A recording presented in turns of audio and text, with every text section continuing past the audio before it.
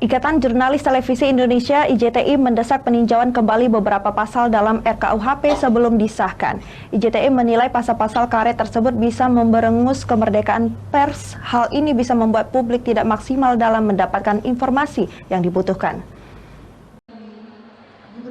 Legislatif dan eksekutif saat ini tengah menggodok rancangan KUHP, namun berdasar pada draft final yang beredar, Ikatan Jurnalis Televisi Indonesia (IJTI) melihat ada beberapa pasal yang berpotensi membelenggu kebebasan pers.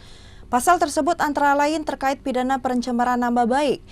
Terkait hal ini, Ketua Umum IJTI Heri Kurniawan menegaskan IJTI mendesak agar RKUHP dibahas lebih luas dengan melibatkan sebanyak mungkin pemangku kepentingan termasuk melibatkan publik.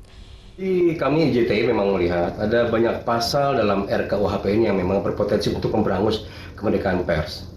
Yang sangat berbahaya adalah bila kemerdekaan pers itu terganggu, maka hak publik untuk mendapatkan informasi yang seluas-luasnya itu terganggu pula.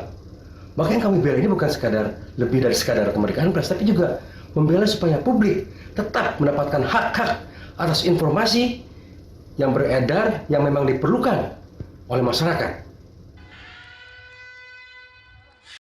Bagi IJTI, kemerdekaan pers sangat penting, mengingat pers adalah pilar keempat demokrasi. Setidaknya terdapat 9 pasal dalam RKUHP yang berpotensi memberangus kebebasan pers.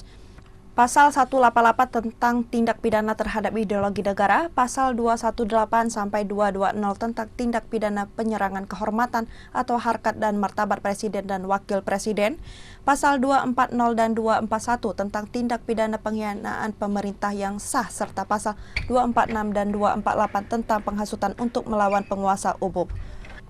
Pasal 263 dan 264 tentang tindak pidana penyiaran atau penyebarluasan berita atau pemberitaan bohong, Pasal 280 tentang tindak pidana gangguan dan penyesatan proses peradilan, Pasal 302 sampai 304 tentang tindak pidana terhadap agama dan kepercayaan, Pasal 351 sampai 352 tentang tindak pidana penghinaan terhadap kekuasaan umum dan lembaga negara, Pasal 440 tentang tindak pidana penghinaan pencemaran nama baik, dan Pasal 437 dan 443 tentang tindak pidana pencemaran. Dari Palembang, Tim Liputan iNews melaporkan.